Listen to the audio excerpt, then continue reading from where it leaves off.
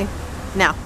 Okay, I'm standing in front of the Joshua Ward house in Salem, Massachusetts, August 25th, 2013. This house was constructed from 1784 to 1787.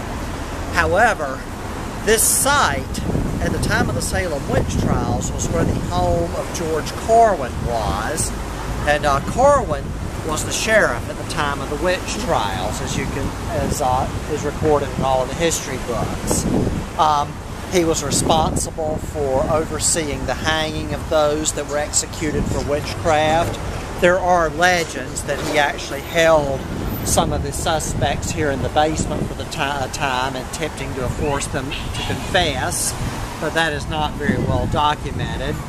There are other stories about the place that at the time Corwin died, and he died a fairly young man in 1697, just a few years after the trials, that his body was originally buried in the basement here because his family was so concerned that some of the relatives of the witchcraft trial victims would attempt to steal his body.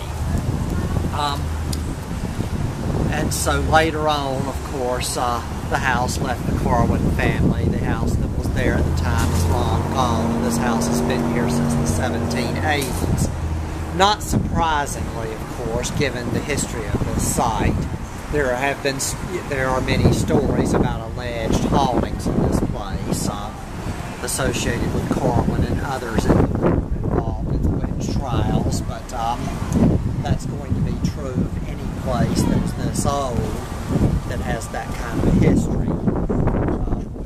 Corwin was a young man at the time, as was usual for someone who was named sheriff. They wanted a man who was young and strong. He was probably no more than about 25. He also happens to have been the nephew of one of the judges in the trials, Jonathan Corwin, whose home still stands here in Salem, and we'll be stopping there later. So anyway, read what you will about the various legends of this house, and in terms of what's true and what's not, I leave that to all the professional historians to establish.